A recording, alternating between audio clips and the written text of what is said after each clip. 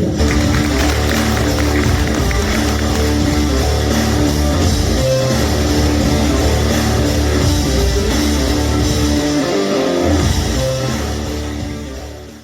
Let his artwork be here for long enough and scare people.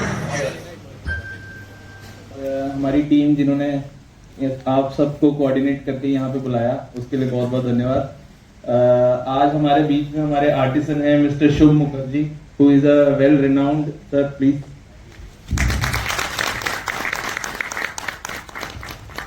So I am very small person to introduce him, है ना? He is a very creative person. We are honored to have him on board, and he's been with us for last 7 years. Oh, I don't. But FX6 के साथ sir के साथ मैंने सबसे पहले देखा जब इन्होंने बहुत ही एक क्रिएटिव वीडियो बनाया था, and I became a fan of him. I personally messaged him कि भाई मैं डायरेक्शन का फैन हो गया, एंड वहां मेरे को पता लगा कि सर ने ही वो डायरेक्ट भी किया है जी का और आप सबका मैं ये तालियां शुरू में और एंड में दोनों बार कराता हूँ, तो पहले तो अपने लिए तालियां बजाएं कि आप लोग सब यहाँ आए हैं और इतना पेशेंटली बैठे हैं। और मैं देख रहा था कि धीरे धीरे करके लोग आ रहे थे, तो मैं भी मजे ले रहा था, मैं भी अपने वीडियोस देख रहा था, याद कर रहा था और आप लोगों को भी दिखा रहा था। तो thank you for having me here. And Soni के साथ ये आई थिंक अभी लास्ट 3 हफ्ते में मेरा 10th या 11th वर्कशॉप है। लेजर से सेंसर खराब हुआ है। अरे हैं मेरे यार दोस्त हैं आप कई सारे, 1 2 3 4 ओके तो 5 और भी बहुत लोग हुआ, बताना नहीं चाहते, मुझे पता है, कोई बात नहीं। बट बेसिकली जब पहले ये मिररलेस कैमरा आए थे तो A7S आया था, किसी को याद है A7S? तो S सीरीज की लो सेंसिटिविटी के हिसाब से लो लाइट के लिए A7S बनाया गया था। तो उसका वो that was the camera which I had bought, जो मैंने आपको बताया था फिल्म स्कूल के बजाय मैंने ये किया था, तो मैंने वो कैमरा खरीदा था।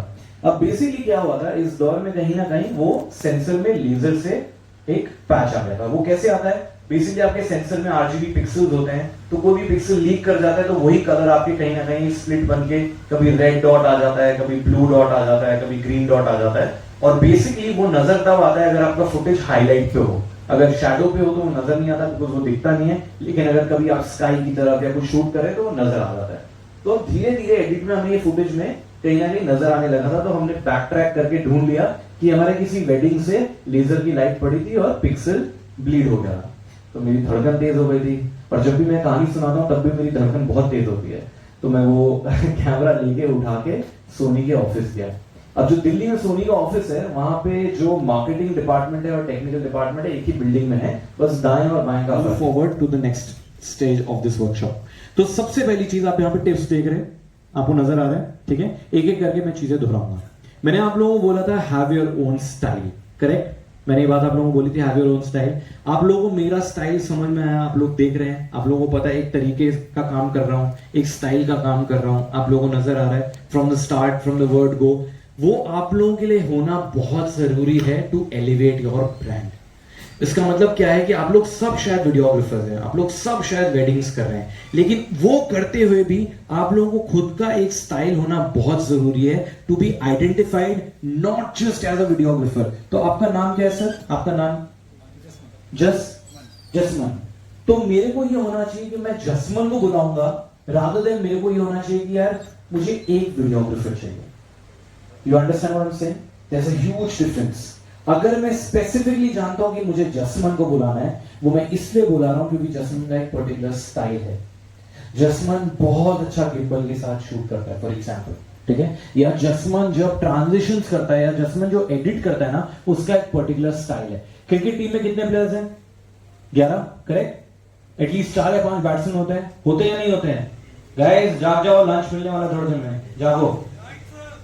5 बैट्समैन होते हैं, 4 या 5। किसी भी 2 लोगों का स्टाइल सेम होता है? हाँ, कभी भी होता है? नहीं होता है। Because that is what makes a good creative team. So you will have to identify your own style. When I say identify your own style, अगर आप लोगों को लगता है कि मुझे तो नहीं पता, मैं तो इतने वेडिंग शूट कर चुका हूँ, 4-5 साल से वेडिंग्स कर रहा हूँ, ट्रेडिशनल कर रहा हूँ 20-25 साल से, तो उसमें एक बहुत जरूरी चीज ये है, आप घर जाइए और घर जाके अपना ही पुराना काम देखिए। मैंने वर्कशॉप कैसे शुरू किया? Focus on the story. Okay, that is for me the most important thing. और मैंने सबसे पहले चीज अगर आपको कोई चीज दिखाई थी तो वो यही थी कि कैमरा चाहे मेरा छोटा हो, पहला स्लाइड याद है आप लोगों को, कैमरा चाहे मेरा छोटा हो और एक सीन शूट कर रहा हूं, चाहे मेरे पास पूरी पैराफिनेलिया हो जहां मेरे 4 असिस्टेंट मेरे साथ सेट पे शूट कर रहे हैं, या हार्डवेयर बहुत बड़ा हो। सो जो सर ने बोला एक बहुत जरूरी बात यह है, और वो बात मैं हमेशा बोलता हूं और फर्मली बिलीव करता हूं कि स्टोरी आप क्या कहना चाहते हो, that will be always more powerful then even you और the gear that you are using. What is the story? Because at the end of the day हमारा नाम रह जाएगा और हमने किस तरीके से शूट किया वो रह जाएगा, but at the end of the day the public is getting connected to the story. अगर आपने लगान बोली तो आपने लगान बोली, करेक्ट। आप भूल गया उसमें कौन कैरेक्टर क्या बना था, उसके लिए आपको सोचना पड़ेगा, पर आपने लगान बोली बिकॉज एज अ होल आपको स्टोरी याद रहती है। So which is why priority will always be to tell good stories.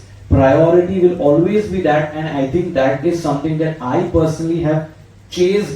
हमेशा मैंने वही चेस किया है। तो अगर मैं आज भी कुछ कर रहा हूं यहाँ पे बैठ के, इट इज बिकॉज मेरे लिए ये कहानी ज्यादा जरूरी है। इसलिए मैं one of the only creators हूं जो यहाँ आके अपने हाथ में अपना कैमरा भी नहीं लाता, मैं उठाता भी नहीं हूँ camera. That is one of the main reasons. A lot of workshops happen where people pick up the camera and will show you settings. But मेरा एक मेन ऑब्जेक्टिव ये आता है कि मैं 2 घंटे में आप लोगों को कोई सेटिंग नहीं समझा पाऊंगा। अगर मैं समझा भी दूंगा तो आपको 5 से 7 बार उसको प्रैक्टिस करना पड़ेगा to actually get it right.